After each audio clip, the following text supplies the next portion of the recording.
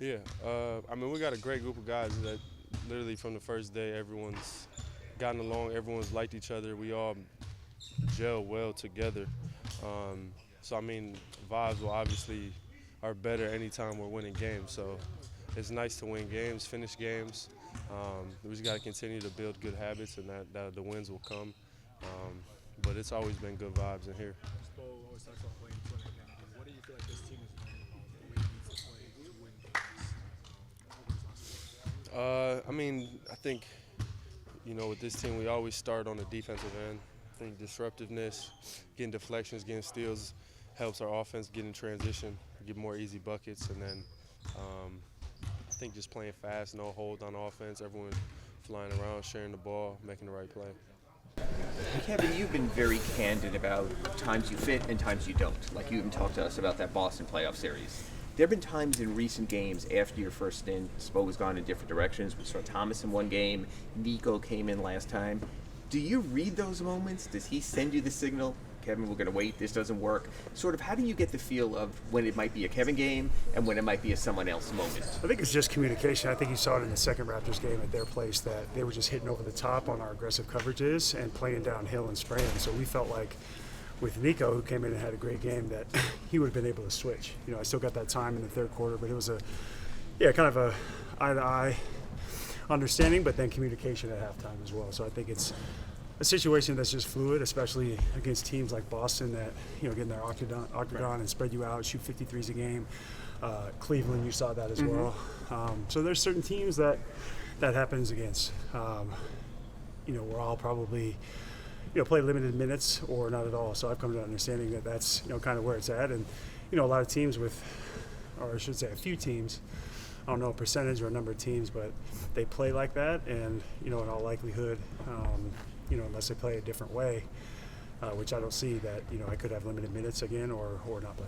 Do you read that ahead of time since you're a student of the game and you for kind of sure. know this might be a For sure. Yeah. It was how certain teams play, and teams are just getting up so many threes now. But when a team like, I know at one point Boston was shooting 50 plus a game. I believe they still are. So they're probably circling that number. Excuse me, playing the numbers game where it's at the rim shots or paint shots and threes, and that's just where a lot of teams where efficiency comes into play as well. But I still think I can make a big difference in most games, but all 82 maybe not. We're going back to the scene of the crime. The NBA decided, hey, let's send him back to Detroit so they can relive that again. Yeah. In that moment, I remember there was even uncertainty whether it was your ball or not. You were inserted. You were ready to make the inbound pass Right. with the second and a half to go. Take us back to that moment. How chaotic was it? How shocked as a veteran were you that happened? Yeah, no, it's definitely chaotic, but the good news is with the NBA, you have to have success quickly, fail quickly. I know that's one that because of who Spo is, he won't forget that. So I think we'll end up being better for it. But there's a lot of scenarios that went through our head after we watched the film. Obviously, seeing Cunningham take out the ball, so their best player take out the ball. Maybe putting some size on the ball to deter that play over the top to what was it, Duran?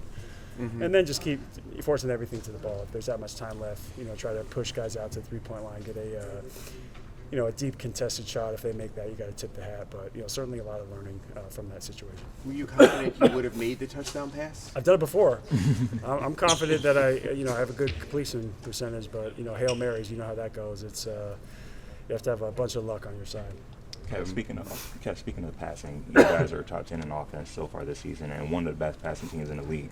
You've played on great passing teams and offensive teams before, so I'm just wondering what makes this team different, unique, like Tyler on the ball and such, but anything you've noticed about your offense? Yeah, I think, for example, Tyler in particular, I think you saw it in the Boston series last year. What was it, game 2, where he was getting off the ball, he had a career high in assists. So I think he knows that he can get to his shots, he can get to his spots on offense whenever he wants, but because he's creating so much attention on the offensive end, especially now in doing that he's able to find different guys. It reminds me of Tatum in a way, who in some cases, was forcing the issue, was pushing into a double team, but then he was finally getting off the ball, and you see what they're capable of now. And I think Bam has unlocked a lot as well, getting 5, 7, 10 assists, on certain nights, being really close to triple doubles, and maybe his scoring is down, but I think his effectiveness for what he does and the gravity he pulls for our team is huge, as well as no matter who it is, doing that hit-ahead pass, whether it's a 20, 30-foot, pass, seeing what we have in transition and playing fast, keeping teams on their heels. So I think that just opens up a lot for us. And just one more for you. You mentioned your minutes. You mentioned Bam. You and him actually are pretty good together. You guys actually have a double-digit net rating when you guys do play. And I'm just wondering, with the floor space you offer rebounding, like what are you noticing in those minutes alongside Bam? I think if they go, if teams go,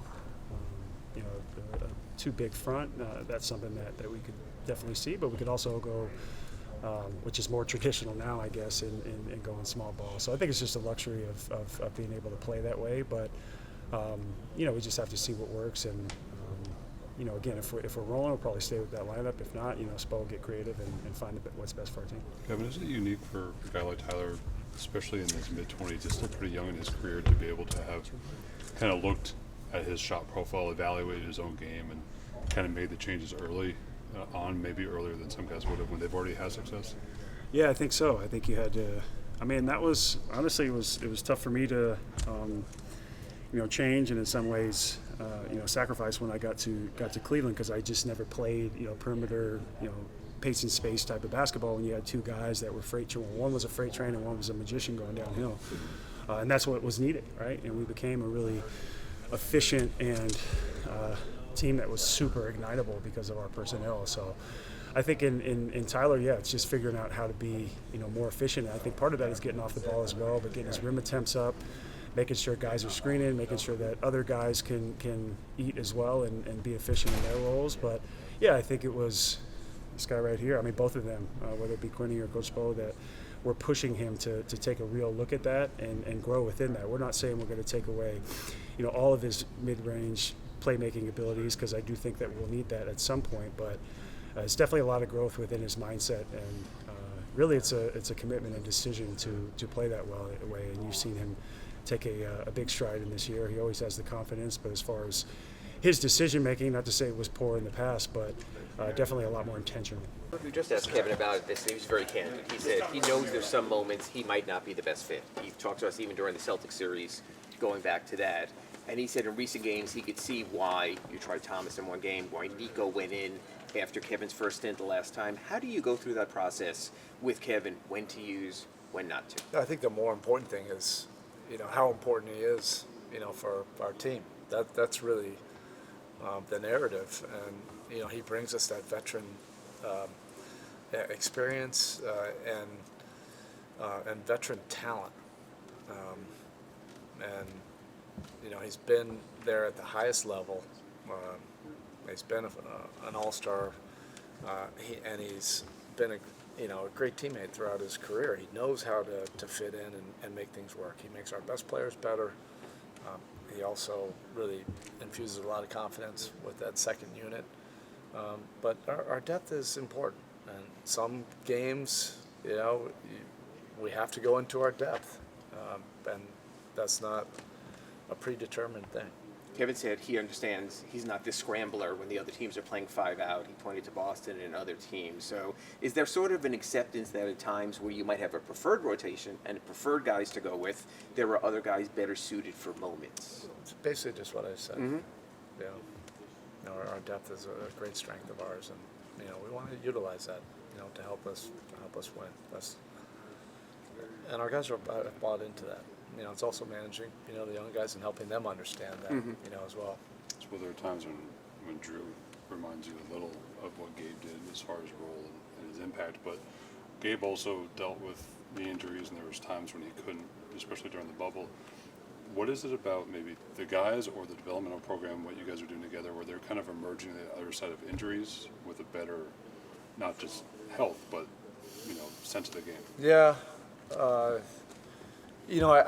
get why people are comparing the two, similar size and, coming through the G League and that kind of thing, but they're totally different players.